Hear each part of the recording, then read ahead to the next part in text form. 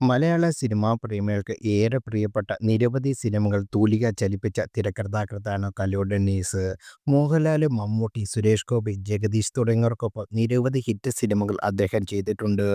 ഇതിൽ തന്നെ കല്ലു ഡെന്നീസിന്റെ തിരക്കഥയിൽ ഏകദേശം 24 സിനിമകളിലാണ് മമ്മൂട്ടി നായകനായി അഭിനയിച്ചത്.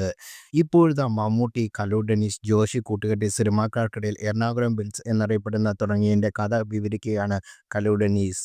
തന്റെ തിരക്കഥയിൽ മമ്മൂട്ടിയെ നായകനാക്കി ജോഷി സംവിധാനം ചെയ്ത ചിത്രമാണ് ആ രാത്രി. പുറത്തിറങ്ങിയതോടെയാണ് മമ്മൂട്ടി കുടുംബ പ്രേക്ഷകരുടെ പ്രിയപ്പെട്ട നടനായി മാറുന്നതെന്ന് കലു ഡെന്നീസ് പറയുന്നു.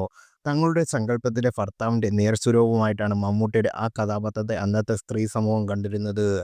ഇതേ കൂട്ടുകെട്ടിൽ വൻ വിജയമായ സന്ദർഭം എന്ന സിനിമ ഇറങ്ങിയതിന് പിന്നാലെ ജോഷി, മമ്മൂട്ടി, കലു ഡെന്നീസ് കൂട്ടുകെട്ടിനെ സിനിമാക്കാർ എറണാകുളം ബെൽറ്റ്സ് എന്ന് വിളിക്കാൻ തുടങ്ങിയെന്നും കലു ഡെന്നീസ് സമകാലിക മലയാളത്തിൽ എൻ്റെ നായിക സ്വരൂപങ്ങൾ എന്ന പങ്ക്തിയിൽ കുറിച്ചു. കലു ഡെന്നീസ് എഴുതിയതിൻ്റെ പൂർണ്ണരൂപം താഴെ പറയുന്നതാണ്. കെ.ജി. ജോർജിൻ്റെ മേളയും പി.ജി. വിശ്വംഭരൻ്റെ സ്ഫോടനവും ഐ.വി. ശശിയുടെ തൃഷ്ണയും വന്നതോടെ മമ്മൂട്ടി എന്ന നടനെ ജനം ശ്രദ്ധിക്കാൻ തുടങ്ങി. 1982 പുറത്തിറങ്ങിയ യവനികയാണ് മമ്മൂട്ടിയുടെ താരമൂല്യമുള്ള നായക നടനായി ഉയർത്തിയത്. ആ സമയത്താണ് ജൂബിലിക്ക് വേണ്ടി ഒരു സിനിമ ചെയ്യണമെന്ന ആഗ്രഹവുമായി കോട്ടയത്തുള്ള ജോയി തോമസ് വരുന്നത്. രക്തവും കർത്തവ്യവും കഴിഞ്ഞ് ഞാനും ജോഷിയും കൂടി മധുസാറിനെ വെച്ച് തന്നെ അടുത്ത പടം ചെയ്യാനുള്ള വേണ്ടിയുള്ള തയ്യാറെടുപ്പ് നടക്കുന്നതിനിടയിലാണ് പുതുമയുള്ള വ്യത്യസ്തമായ ഒരു കുടുംബകഥയുമായി ജോയിയുടെ പെട്ടെന്നുള്ള വരവ്. കഥ കേട്ട് കഴിഞ്ഞപ്പോൾ അന്ന് മധുസാറിന് പറ്റിയ റോളല്ലെന്നും എനിക്കും ജോഷിക്കും തോന്നി. അപ്പോഴാണ് യവനികയിലെ മമ്മൂട്ടിയെക്കുറിച്ച് ഞാൻ ഓർത്തത്.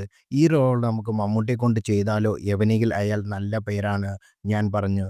കൊള്ളാം, ഞാനും അത് ആലോചിക്കാതിരുന്നില്ല. മമ്മൂട്ടിയായിരിക്കും ആപ്റ്റ്. ജോഷിയും എന്നോട് ചേർത്ത് നിന്നു. അങ്ങനെയാണ് ആ രാത്രി ജനിക്കുന്നത്. മമ്മൂട്ടിയുടെ നായികയായി വന്നത് പൂർണിമ ജയറാമായിരുന്നു. കൂടാതെ സോമൻ, രതീഷ്, ലാലു അലക്സ്, കൊച്ചിൻ ഹനീഫ, രോഹിണി തുടങ്ങിയവരായിരുന്നു മറ്റ് അഭിനേതാക്കൾ. ഇളയരാജയായിരുന്നു സംഗീതം. 1983 വിഷുവിനോടാണ് ആ രാത്രി റിലീസ് ചെയ്തത്.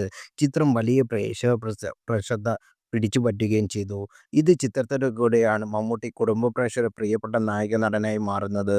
തങ്ങളുടെ സങ്കല്പത്തിലെ ഭർത്താവിന്റെ നേർസ്വരൂപമായിട്ട് മമ്മൂട്ടി ആ കഥാപാത്രത്തെ അന്നത്തെ സ്ത്രീ സമൂഹം കണ്ടിരുന്നത്.